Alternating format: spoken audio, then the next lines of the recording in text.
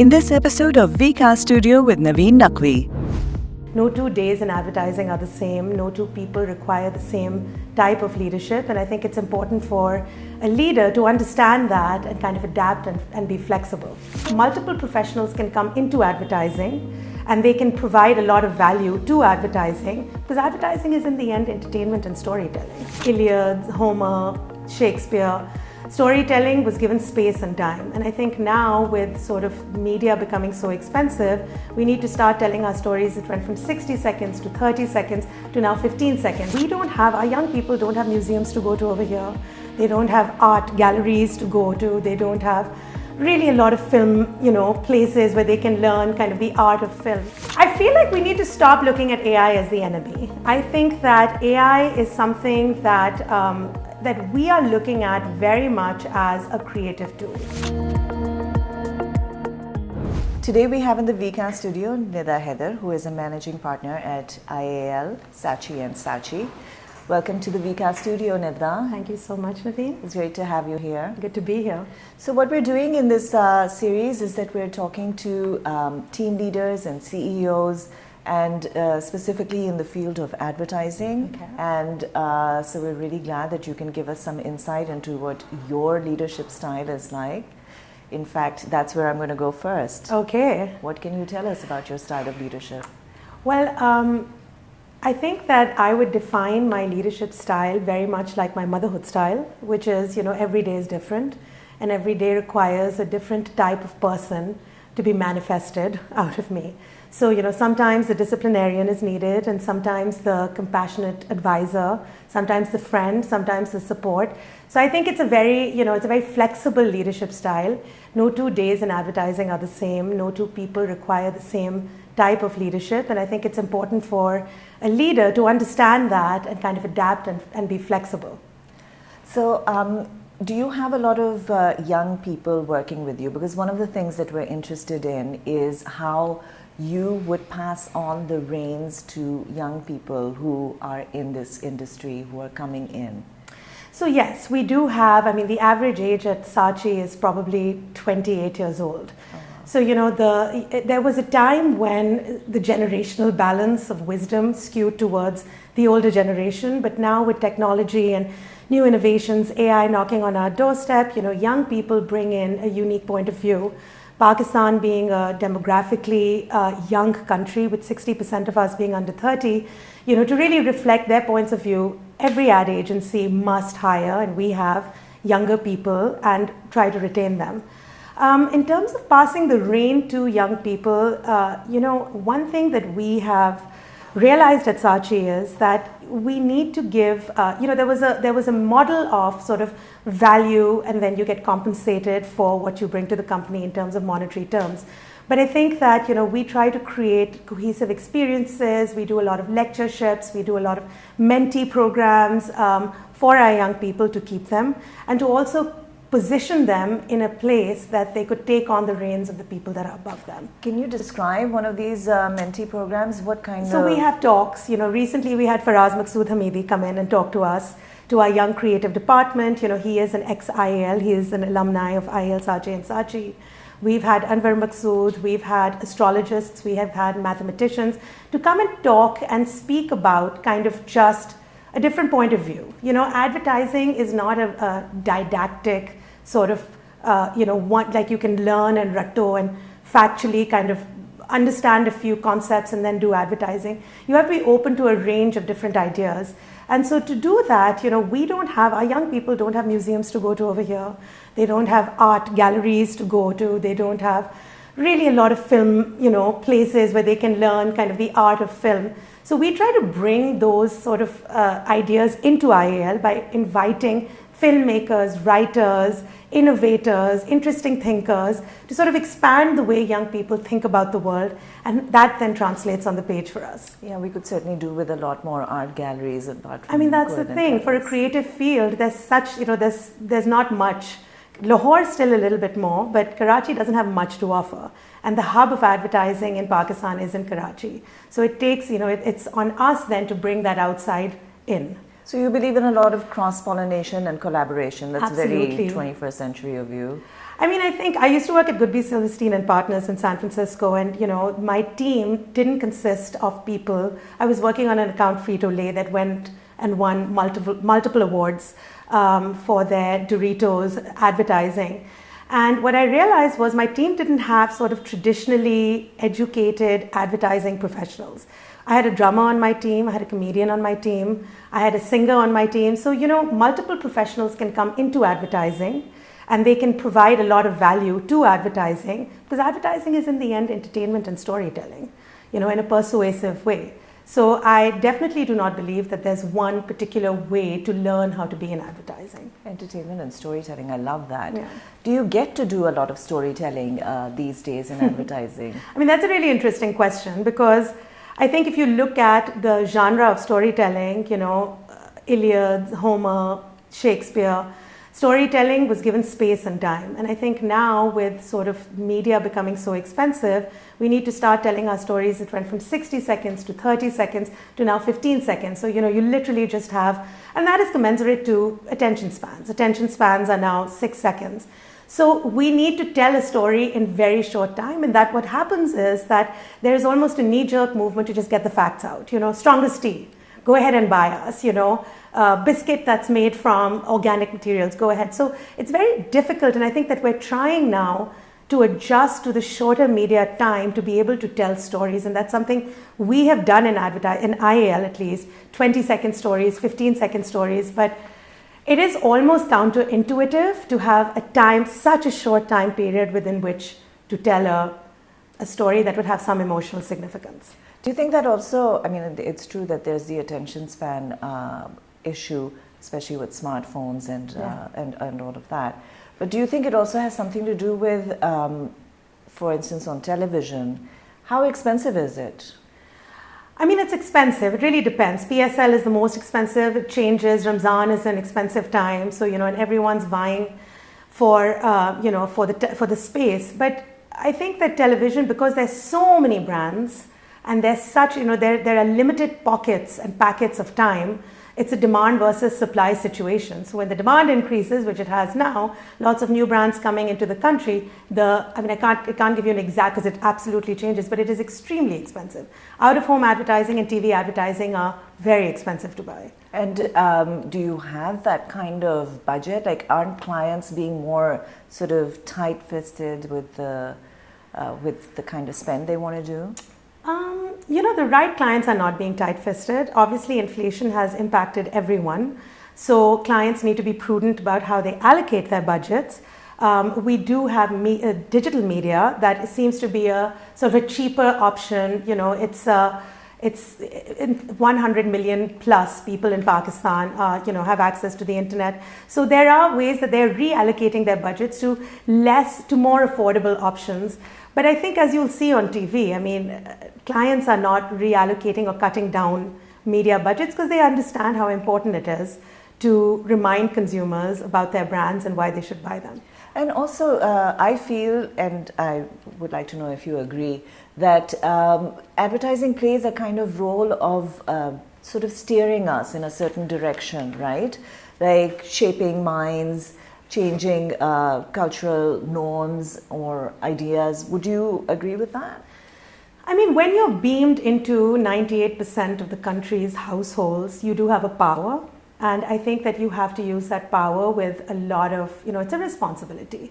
So the images that you beam are then looked at by children, by women, by men. So what we try to do is we try to normalize imagery that currently, Pakistan is 145 out of 146 countries on the Gender Equality Index. So at Saatchi, what we try to do is we try to create empowered roles for women. We have a tea brand, Tapal, where instead of having, I was so tired of like that sort of servitude of serving the tea, we had Fawad Khan making and serving the tea to his wife. And from that, we saw kind of the behavioral shift. We saw, men writing to us and telling us, I made this cup of tea on social media for my wife, women talking about it. And suddenly we saw other brands started creating a more, sort of equal relationship structure on TV. So, you have everyday husband and wife banter, very equal relationships. You have, Shan, khana pakana kisi ek ka naam nahi hota. National Foods then brought men into the kitchen to cook for their wives. So you start seeing sort of this impact of how one image can then start creating more and more change and eventually starts changing and shaping attitudes, because something becomes a cultural norm. When you start seeing something again and again and again, that image becomes a norm. So it absolutely has an impact on behavior, it has an impact on culture. Ariel did an ad campaign, Share the Load. And Share the Load, it's not just, something to win awards. We actually got, Ariel got stories of women who then said, my mother-in-law saw this and realized, my father-in-law saw this and realized that, the onus of all the housework is on me. So I think advertisers need to realize that they have a huge responsibility beyond just selling brands, and I think they're realizing that. You're seeing a lot more purpose-driven campaigns on how to shape and shift culture. So I want to shift a little bit and talk about your particular background. You come from a communications background, which we can, of course, see because you speak so eloquently. So how does that communications background, how does that affect your style of work? How is it different from somebody, let's say, who comes from a creative background? So I actually studied English literature. I'm not, like I said, in advertising, you don't need to have sort of a degree in communications and media. So my background, though, was my dad used to run Saatchi and Saatchi. So I've grown up, in the hallowed halls of this agency. And it's sort of, I say, it's in my DNA and in my blood. But I think that one thing that I do want to stress about advertising is that you don't need to have, unless you're going into design or hardcore creative, you don't need to have the degree in communications or design. You can have creative directors who have written copy that have studied anthropology and literature. My background being one such, with literature, you obviously learn through literature how to write. You learn how to communicate, and advertising, like I said before, is it's an art of storytelling in a short period of time. So of course you learn how to tell stories. So I think that that's very similar to somebody who had a very traditional education in writing creative copy or design. The visual must tell a story. At the crux of everything, if you can tell a story and that story can get some level of emotional response, so the story is interesting enough, I think anyone can be, and everyone is equal. There's no this one has been trained more than that one. There are a lot of good universities now in Pakistan that are, turning out students that are very bright, very confident, very sure of what it is that they want. Are you finding that when you're in your hiring process? You mentioned you have a lot of young people working. Yes. So, I think it's interesting. I feel like kids now very much want to be entrepreneurs with digital media at their fingertips. I just recently did a career fair where I was talking to young kids, and there were two questions. One was, how can I get rich quickly? And I was like, buddy, listen, there's no pill. And how I want to start my own business. And we had kids as young as 17, talking about how they wanted to start their own businesses. And I think that is incredible. That sort of entrepreneurial spirit is going to be the backbone of this country, moving forward. And I have a lot of faith in young people. So yes, they're very sure, not very sure of joining traditional careers, a lot less into banking, a lot less into, laws. Law is not something I see a lot of children interested in. Now it feels like it's more technology. How can I use technology to start this company or that company? And what we try to do at Saatchi then is sort of nurture this entrepreneurial spirit by giving younger kids that come in sort of more autonomy, because being an entrepreneur means having autonomy, not working in a traditional structure, giving them projects, that are important enough that they feel like they've been given that space to be entrepreneurs in their own sort of products or brands, etc. So, I feel like that's what we all have to do. We have to innovate, and we have to keep being flexible for young people today.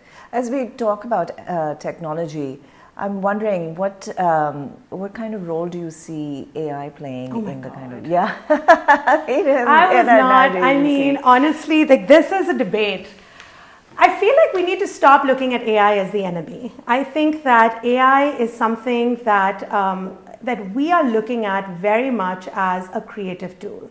But AI is also a predictive tool. And I think that we need to start harnessing the power of AI in more sort of logical ways. What sort of result will this garner? How can this, will this ad be able to get the emotional response that it needs? AI is like having, the world's intelligence in your basement. And I think the more we get scared of it, the more we're going to let it overpower us. We need to learn how to harness that intelligence and use it in ways that will serve us. And I think that's what's happening now, with ChatGPT, sort of, predictive text, predictive technologies, etc. You need to learn how to predict. That's what advertising is all about, right? You need to predict human behavior. Yeah. I think AI should help us more on the strategy end as opposed to the creative end. Right now, we're using it as, go to Midjourney and make a storyboard, and put in, young girl drinking Milo, and then, you'll get like an image and you'll present it to the client, etc. That's how advertising is using AI, more like a more refined Getty Images. Right. But I think strategists in advertising agencies, brand planners, which is what I do, we can use AI and its predictive technology in a much more powerful way. And we need to start doing that. So you could just give your ChatGPT like a bunch of prompts saying exactly what it is that your client needs and pass it on with a few tweaks. Right. But how would the client feel about that? Would they be able to see through it? Of course the client would see through it. I think that, it's not output that is what we do. I think there's a lot of understanding of exactly how to reach a particular consumer that comes from a lot of research, a lot of understanding, and a lot of strategy that comes on the back end. So of course I could say, write a quick jingle about toothpaste and ChatGPT, and I could keep prompting, make sure you have fluoride in it, put women, talk about women in particular, and ChatGPT will prompt that. But I think that, the craft of advertising, it is very exact, and ChatGPT is anything but. It's sort of just, it's defining and developing, etc. But it'll give you a very broad jingle on women and toothpaste and how that's going to bring them confidence. Understanding what that woman's desires in life are, that it's not just about her smile, it's about confidence, is not something ChatGPT can do. So you're not selling toothpaste, you're selling confidence. You're not selling Nike, you're selling, the will to push beyond your limits. ChatGPT is still not able to understand that. And that's where human intelligence comes in. There are nuances that we can bring to the output that the client can pick up immediately. Right. Let's talk about women. I found during these talks that we've been having at VCast that there are a lot of women in the advertising industry in Pakistan. Why do you think that is? What makes it appealing and welcoming? I'm not sure, actually. That's a really interesting question. Why are there so many women in the advertising industry in Pakistan? When I was younger and I would go to visit my father at IAL Saatchi & Saatchi, the woman was at the reception and maybe a secretary, maybe an administrative assistant. And you wouldn't see many women.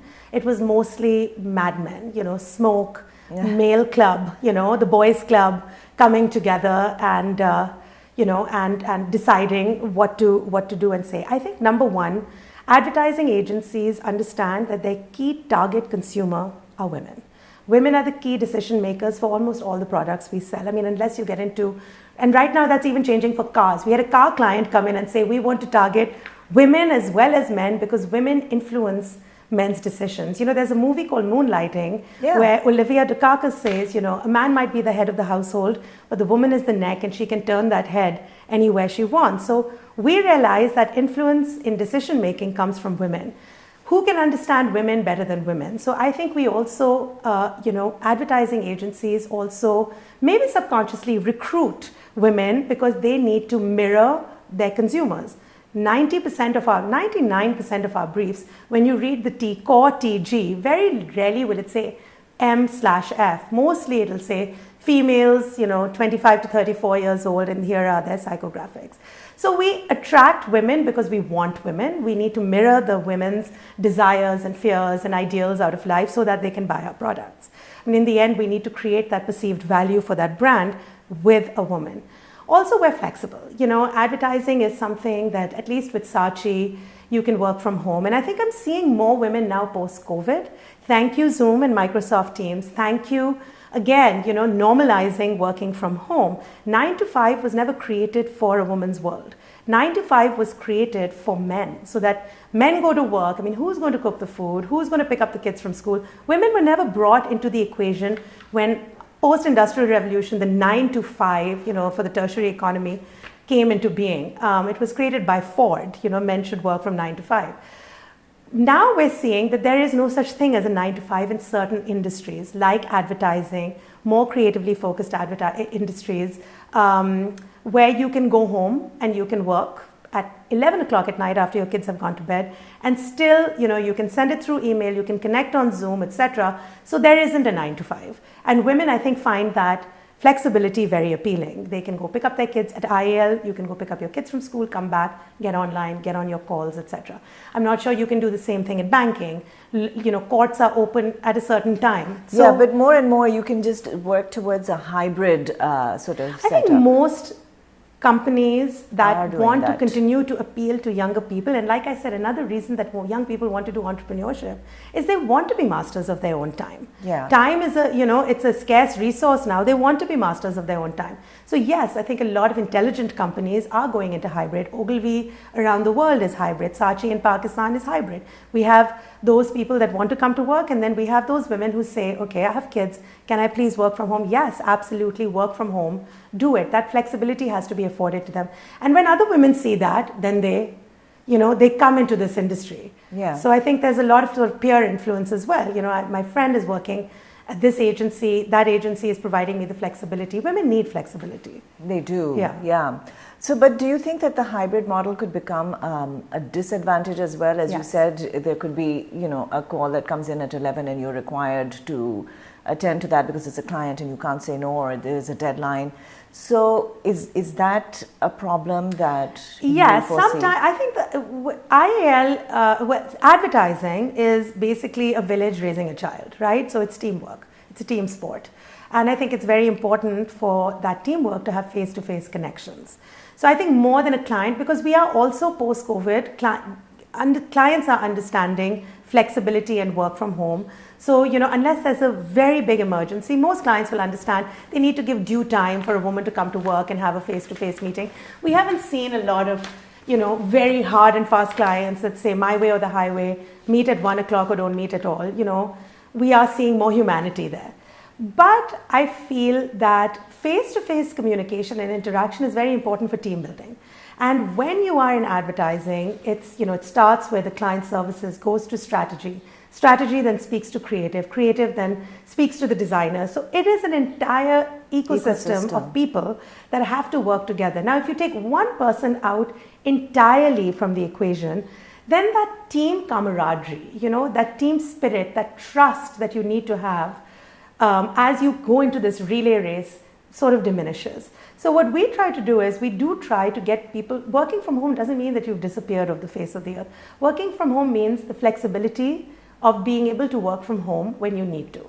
So, we've not seen a lot of people are not taking advantage of it yet. I do think that in the future, there might be spaces where we put a few more guidelines around working from home. But right now, it's just work from home when you need to. If your child is unwell, if you need to go to the doctor, if someone in your family needs you, work from home, but also show up at work. So that's why it's a hybrid. That's great. Yeah. I think that's what the need is, to make it more structured so that it becomes absolutely less unruly, less exploitative, if it is in fact exploitative. Let's talk about clients. Okay, my favorite topic. So who generally has the responsibility of bringing in clients and selling the work to clients in your setup? So advertising is a relationship-based industry. So literally anyone can bring in a client. I've had people at my agency from client services, lower level client services, who've said, hey, I have a friend, can you meet this person, to the topmost, members of the organization.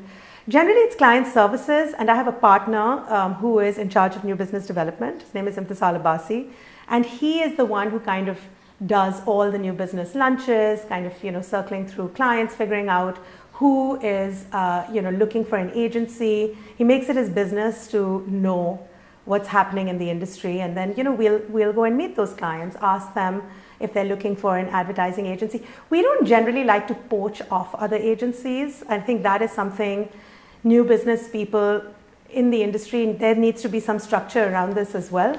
But when you've reached a level, at least in my, in my company, there's a name. Harvard doesn't do a lot of recruiting. People understand that Harvard is there and, will apply to it.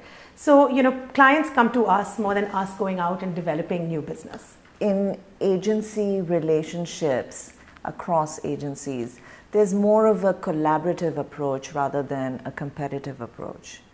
No. One of the things that we think about is how the world is becoming increasingly competitive and where Pakistan gets fit into that global growth. So when you say agency relationships, do you mean competitive agencies within the country or indeed. Agency networks globally? Oh, okay. We can talk about both. Oh, we have. The Saatchi and Saatchi is part of, and so is Ogilvy. And so we have agency networks where we work with each other within a region, so Procter & Gamble, we work very closely with Dubai. Toyota, we've worked closely with our region. Mondelez, we've worked closely. So we connect with our agency partners across the globe in different parts for different, we've worked on Visa with the GCC. So there, you share clients across agencies across geographical borders. But you say there was a very resounding no. Okay, so I feel like, so I've worked in America for 17 years. And I think that there I saw, yes, a healthy competition and a brotherhood of, of agencies where, yes, you're all going for, we'd all go in for a pitch, but it's such an incestuous business as well. People over here will go over there. People over there will come over here. It's almost like a vatta satta with, top 3, 4, 5 agencies. Over here, ever since I've come to Pakistan, I've noticed that, it's almost like, it's a dog-eat-dog world. It's very, very competitive. It's almost like we're all in the ring. And, it's a stay in there to kill. So, we do not share, we try not to do it, but generally what I've seen is active poaching of people, unethical increase of salaries to move people from one agency to another, seeding of information on platforms like AdMat, Dude, etc., to bring another agency down, creating sort of partnerships and alliances against other agencies. It's very Game of Thrones. Okay. And so, it's almost like, there's House of Lancaster and there's House of, I've forgotten, Lannister, etc. So it's very sort of, these are the different houses and what are the alliances you form and how do you come together in those alliances to the clients and how do you steal clients from another. So it's war games all the time. And I feel like, maybe because it's been such an alpha male industry up to now, maybe that's why, because I have not seen this in America. I have not seen this level of cutthroat competition in another country, America, which is one of the premier countries for great advertising. And I think that we need to learn to change that. We need to come together. We come together at the FEs and we're all, so nice to each other. Yeah. But I feel like there is an element of lack of trust. And I think that lack of trust has been developed through experience. How could we change that? I mean, you say that needs to change, but we like to offer solutions. I think we need to change our mindsets, and I think that... You don't think that like an association that would monitor it? No. I don't think, look, we're all adults, so we don't need the monitors to come in and tell us to play nicely in the sandbox. I think that we need to develop our own relationships with each other rather than being forced into something, and I think that's when, because many, the graveyard is full of, associations that have come in and tried to build sort of bridges, etc. Yeah. So I think that what we need to do is just lend that hand, and I think develop those relationships. We're all human beings. We should not be so cutthroat with each other. I think as the next generation and the next generation come, we will see more collaboration. I'm already seeing a change, in my younger leaders, let's collaborate with Ogilvy and do a football match. Let's do this. And that's where it starts. Let's go play a football match with each other. Let's not meet only in the pitch boardrooms of big clients. And I think once you develop those relationships, that trust will come. And once that trust will come, that collaboration will come. How about client and agency trust? Can we talk about that? Is that something that you think about? It's not so black and white. It's like saying, let's talk about husband and wife trust. Every relationship is different. So, you can't, it's a very broad question. But if we are going to talk about generalizations, I think that we are seeing an age of partnership between client and agencies. We have, there is a mutual respect. Look, the word service comes from servitude, servile, yes, tell me what you should do, tell me what you want me to do and I'll do it. And so there's an automatic sort of hierarchy just in that client services. We are service industry because we serve the whims and needs of another, right? So I think that because of that, perhaps in the past, there has been, upward hand and lower hand relationship. I think now that's changing. Clients and agencies that I'm seeing now, when I sit in the boardroom with clients, there is a mutual respect, a mutual understanding, and a mutual sort of let's move towards this goal together. Whether that goal is awareness, whether that goal is sales, how can we work together? And I think a big part of establishing that trust is the agency strategist. The brand strategy is the person that almost sits as, a two-headed Janus, like looks at the client's business, their business issues, their challenges, also looks at the agency and sort of bridges that, tells the client exactly how to move forward, or gives the client the research and the understanding and the analytics on how to move forward with the current challenge or problem, or gives the client the opportunities, and then translates the client lingo to the creatives. So it's almost like, let me explain to you guys, okay, the numbers are difficult to understand, etc. Basically, the client wants people to feel more, happier when they put on our clothes, for instance, as an example. People, the client basically wants, husbands and wives to feel closer together when they drink our tea. So we translate that, and I think the client is very, the client and the brand strategist in the agency work very closely together to then bring out the output to the creative that then you see on TV. So because of the brand strategist, and it's a new role that's developed in the last, maybe I think 10 to 15 years, I think because of that brand strategist, it's not like two people speaking different languages. Creative, which is all about sort of the creative, and client, who's all about the business. There's a bridge that's come in between that's really created a healthy discourse in conference rooms. What about emotional intelligence? I mean, is that something that you are required to really tap into as a team leader? I mean, I think that IQ is overrated. EQ is what everyone should be, hired on, especially in terms of leadership. All human beings, look, 99% of all action that we take are driven by our emotions. That's a Harvard study. Okay, Yes. So logic leads to conclusions, emotion leads to action. And so emotion has to be dealt with in a very sort of, in a light-handed way. You need to tap into, other people and understand what is, things that are manifested have latent motivations. What are those motivations? Are people feeling insecure? Are people feeling that they are unheard? Are people feeling marginalized? You need to have that empathy and that perspective. I think the most important, actually, two parts of emotional intelligence are empathy and perspective. Empathy to go to bat for the people, if you feel for your people, if you feel like they need it, and perspective to see the bigger picture and sort of step back and bring in another point of view. And I think that if you are managing empathy and perspective with the people, that you are leading or influencing or working with or supporting. I think that leads to having that emotional sort of connection and having that emotional intelligence. What do you do for your mental well-being and, wellness? And mental health is a big issue right now because of the kind of demands that are on us all the time. I think we need to stop glamorizing overworking. And I think, especially in this industry, I still hear people saying, I was here till... I'm a workaholic. I was here till... And I find myself saying that. I was working till 3 o'clock in the morning.